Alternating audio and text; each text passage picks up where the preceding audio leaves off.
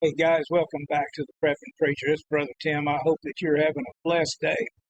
I had a question posed to me: should I be buying gold and silver as a prep? Stay tuned. We'll look at it.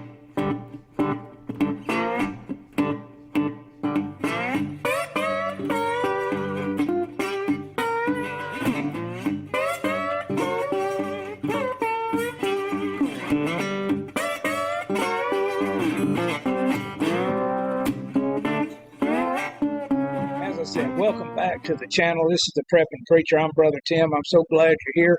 If it's your first time, man, do me a favor. Hit that subscribe button, ring that bell. That way you'll get the new stuff when they come out, man. And the guys that have been around, thank you for showing the love, man, for subscribing, for commenting, for thumbs up, even the thumbs down, man. At least I'm getting some action there. But I appreciate it, man. Give me your opinions, man. You can like us on Facebook, Twitter, whatever you want, man. Let's get our word out because we are pro-God. We are pro-family.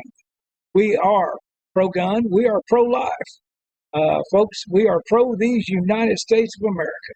Guys, I heard somebody on MSNBC the other day was offended by seeing all the flags, and I had to wonder, what flag is she flying? But that's another whole video right there. But guys, we're coming to you now to talk to you about should you buy silver and gold. And right off the bat, I'm going to tell you, I'm not a financial advisor, nor do I play one on TV or YouTube. But I can give you a little bit of advice of what I've seen.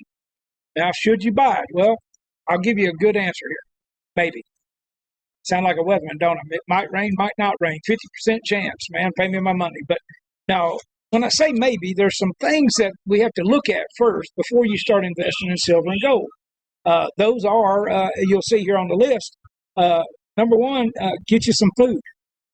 Have some food insurance like we talked about. Number two, have you some water. Okay, have a ways of having water. Number three, have you some meds. Get you some meds together for first aid, whatever. Maybe you have some medicine that you have to take. Try to get that stockpiled up. Get you some antibiotics stocked up. Right? There may be a time when you can't get to the doctor or the pharmacy. Get your energy up. Now, when I say energy, that may be propane, that may be wood, that may be gasoline, whatever it is, but have some way of getting energy, solar, whatever it may be. Next, I would look at is protection. Okay, and I'm going to be talking about protection. I'm going to be doing some videos on some cheap home protection that you can do. But let's look at that. And then a lot of people go, well, have some land, have a place ready, have a homestead ready. That might not be feasible right now. It might not be possible for some. Number one, land has gone through the roof right now. So it may be a financial. It may be your job. You might have to stay in that urban area where you're at. Could be family. You don't want to leave your family in that urban area. Whatever it is, there may be some reasons. But what I'm saying is everybody's going, oh, get land, get land. And I'm a firm believer, man, have some land. But if you can't do it for right now, you need to look at ways of still hedging your bets or hedging and protecting your family and taking care of the main thing, that is your family. And that would be the water, the food, the meds, the energy, the protection. Okay, but now we get to the silver and gold, guys. And it can be used in a barter situation in when the balloon goes up, when it gets rough. But it's more of a hedge to save what wealth you have. Okay, I mean, a prime example, in 1920, $20 gold piece was roughly an ounce, and it was worth $20. And so you could go in and get a tailored suit for that $20 gold piece. Now, if you had a $20 bill, you could do the same thing. But if you go now to that in 2021 and you have that $20 gold piece, or roughly an ounce of gold, you can still buy a custom tailored suit. They're about $1,500. Gold right now is about $1,900 an ounce.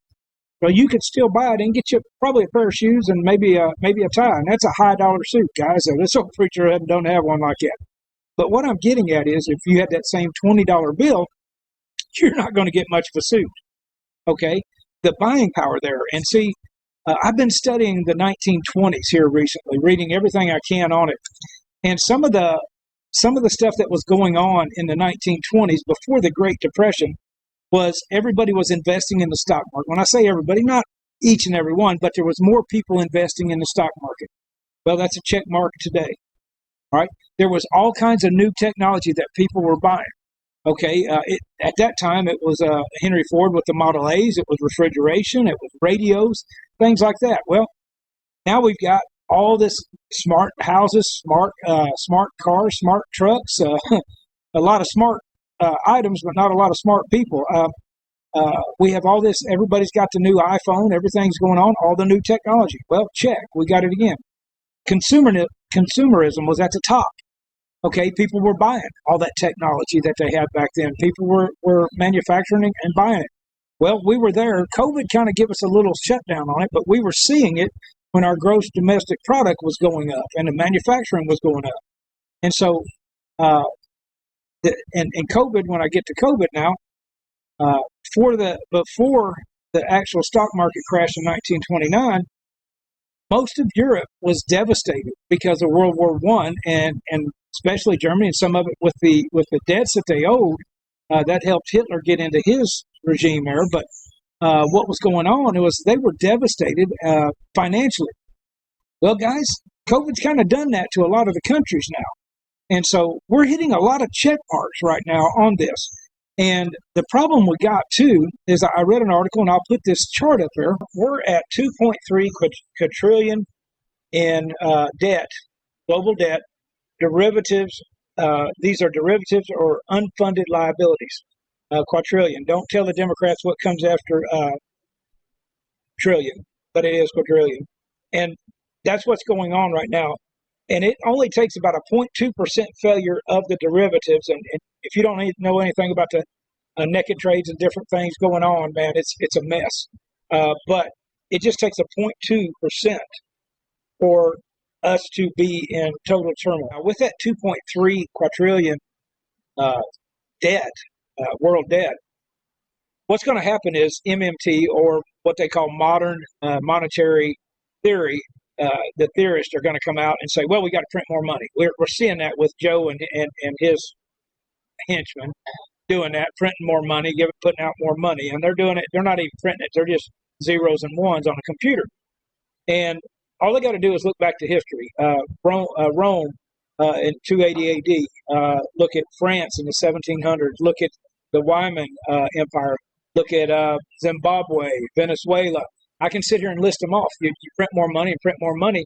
It's not worth anything, you see. And so that's the direction that these guys are going to be going. Now, that's why we're going to talk a little bit about silver and gold. Some of us started buying gold way back. Matter of fact, like in 99, it was less than $300 an ounce, and silver was less than $5 an ounce. My dollar in 1999 is actually worth, because of inflation, worth $1.60. In other words, it would take $1.60 to buy the product today of what I bought for $1.99. Now, Silver Eagle, back then, you would pay roughly $9 to $10 for that Silver Eagle, 1 ounce of silver in 99. They're going for about $45 now on eBay. Guys, that's a 450% increase on your money. A quarter ounce gold was going for $80. Right now they're roughly $650 to $700. We're talking 800% or more up. Now, will it go higher than that? Because, like I said, gold's about $1,900. Silver's fluctuating about $28. Will it go higher than that? I don't know. I never thought it would go as high as it is today. Back in the 90s, when we started putting some away, it is one thing about it. The Silver Eagles and the junk silver and the gold coins, they are something. Our dollar is nothing but a fiat currency.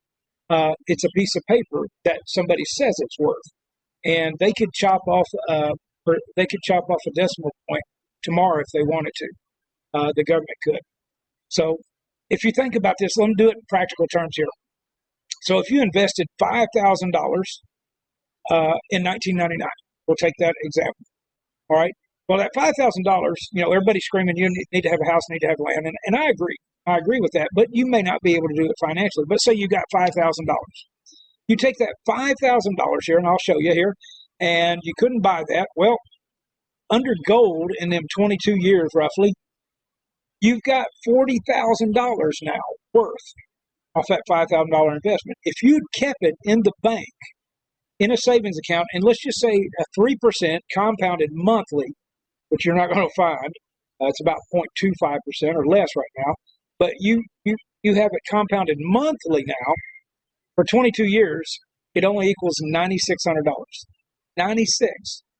Okay, so you're getting a great investment now, and so I would say if you've got, like I said, them first ones squared away, your food, your water, okay, your meds, your energy, your protection. If you get them 5 squared away, I would say take some and just to hedge or to save your wealth, what you may have, I would start buying. And the first thing I would probably buy is a little bit of junk silver. But what's called junk silver is just silver coins. I try to stick to the U.S. coins because I know them best. And 1964 and back. Now, some of the halves, 65 to on up a little bit, have 40%. But I try to get to 90% silver, so that's 64 and back. That's a dime.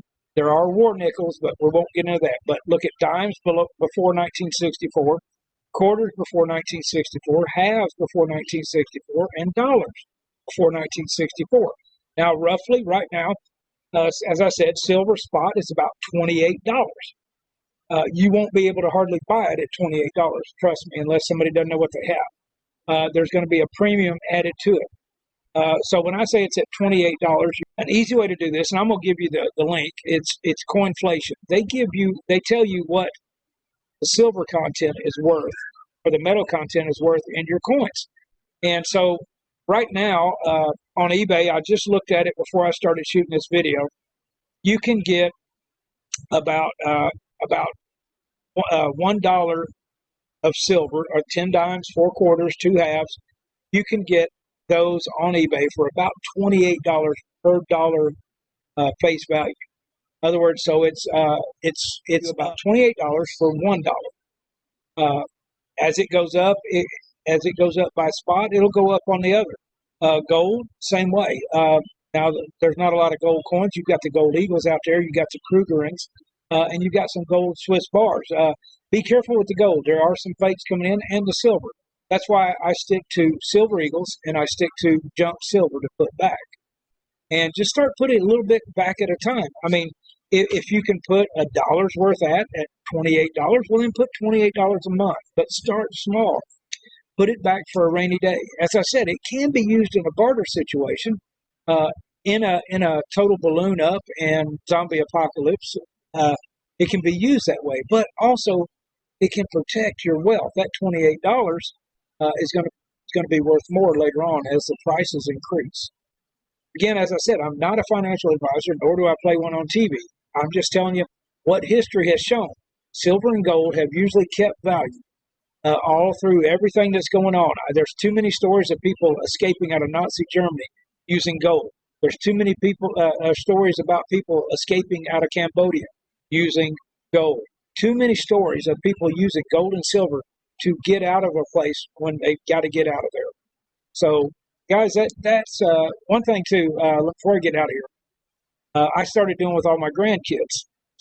The day they were born, I present their parents with a silver eagle of that year, and each birthday following, I give them another silver eagle. That way, when they hit 18 years old, they've got 19 ounces of silver.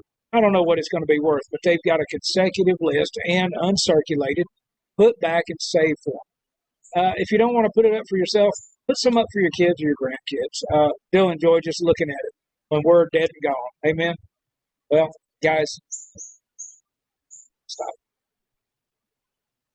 Well, guys, if you made it this far, God bless you. I'm glad you stuck with me, man. That's the financial report from a not financial advisor.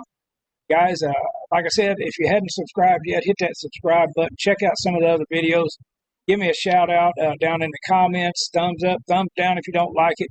But just let me know that you're alive out there. Till I see you again, I pray that God may richly bless you, and that you'll continue to stand in the gap. This is the Prepping Preacher. I'm out of here.